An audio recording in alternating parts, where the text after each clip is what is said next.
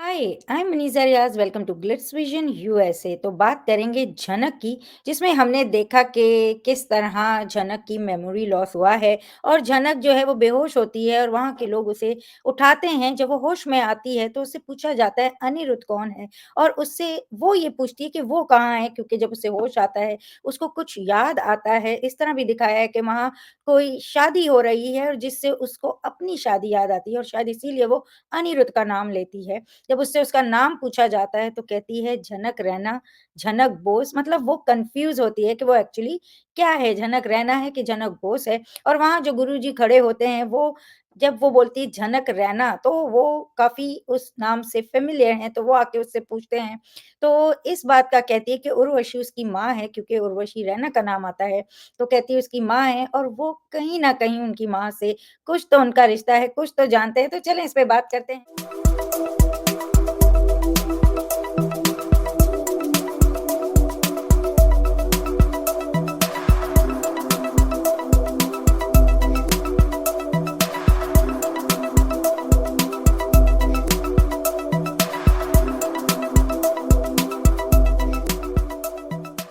तो बताइए मुनीजा जी, झनक की याददाश्त चली भी गई, आ भी गई। मतलब ये बहुत ही क्यूरियस मोमेंट सिर्फ झनक में हो सकता है। तो आप क्या बताओगे?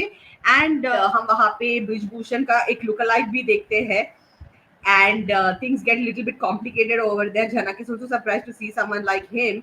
तो क्या कहोगे आप, ये जो नया मोड़ लिया है झनक ने all of a sudden, what would you like to से?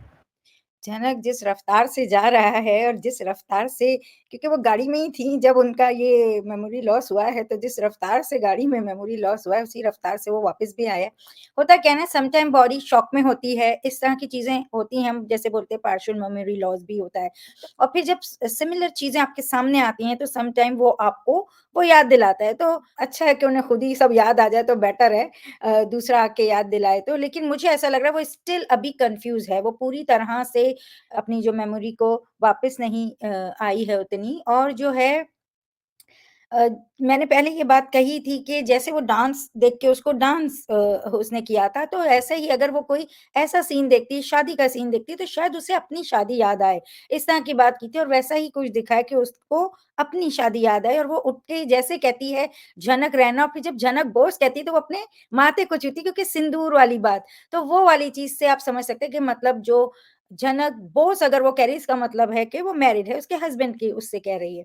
तो वो चीज़ उन्होंने एक दिखाई है उसमें, जिससे इंसान समझे कि हाँ भाई, ये 2 रिश्तों के बीच अभी कन्फ्यूज़ हो रही है कि वो एक्चुअली है क्या।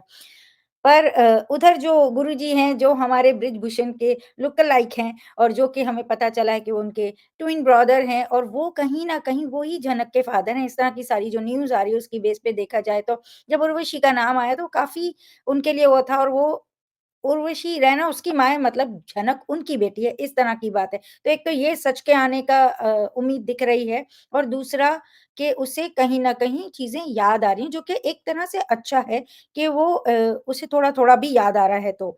तो अच्छा तो है, लेकिन काफ़ी तेज़ी-तेज़ी से जो चीज़ें गई हैं ना, वो काफ़ी उसमें ना चीज़ें पूरी तरह से भी नहीं कवर होती हैं। मुझे बस यही इश्यू है कि चीज़ें इतनी तेज़ी-तेज़ी से लेके गए हैं ना, और उसमें बहुत सारी चीज़ें जो क कवर कर सकते थे, उसको कहीं न कहीं जल्दी के चक्कर में कट करके पहुँचाया गया है। बहुत सी चीज़ें ऐसी छोड़ दी गई हैं, तो वो बहुत मतलब अच्छे ट्रैक्स जो है ना, वो खराब से दिखने लगे हैं।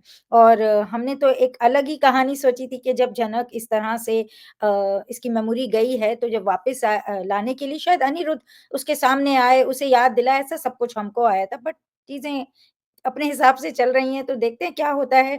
अभी तक का तो यही समझ आया है कि उसको कहीं न कहीं चीज़ें याद आ रही हैं। वो कितनी याद आती हैं, किस हद तक याद आती हैं, वो तो देखने वाली बात है। आप क्या कहोगे?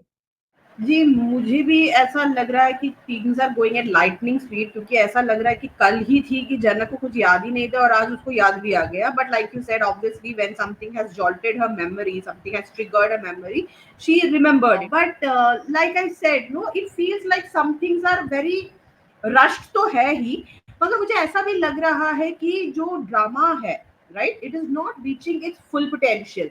She lost her memory. So there has to be a purpose for that. मतलब वो purpose हमें बताया नहीं, दिखाया नहीं, and she's already back to normal. Not normal in the sense that she knows now who she is, who her husband is, who her mother is.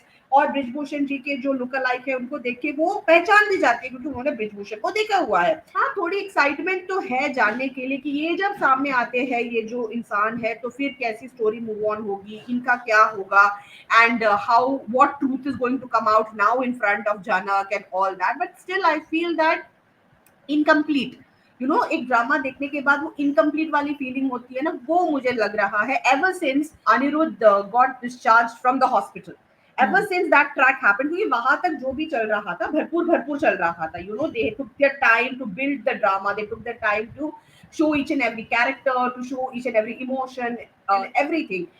After that I feel like they are confused as to what to do next. अब तक अगर वो एक novel थी, अभी सब short stories लग रही है, तो वो नोवेल कहाँ चला गया जो अब तक हम पढ़ के आ रहे थे? Where is that gone? It feels like so disjointed, so disconnected कि वहां तक एक बात हो गई और उसके बाद से इतने नए नए चैप्टर्स निकल के आए, मतलब सब शॉर्ट स्टोरीज है, उस नोवेल से इसका कोई लेना देना नहीं है।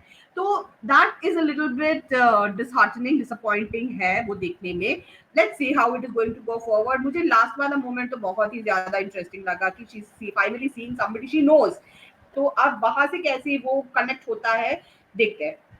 बिल्कुल, आपने सही बोला, बिल्कुल कनेक्टिविटी नहीं है, हर चीज़ बस ऐसा लगा है scene, scene, scene, scene, cut, cut, cut, cut and एक एक जो हम कहते हैं ना ट्रैक होता है, एक चीज़ जो अपने पेस में चल रही होती है, मिल के चल रही होती है, जैसे कनेक्टिविटी की बात है, तो वो चीज़ जो मिसिंग होने से ना जैसे वो चीज़ चार्म चला गया है, एकदम ऐसा लग रहा है बस यहाँ, यहाँ, यहाँ जल्दी-जल्दी करो और ये सब जोड़ो और डालो।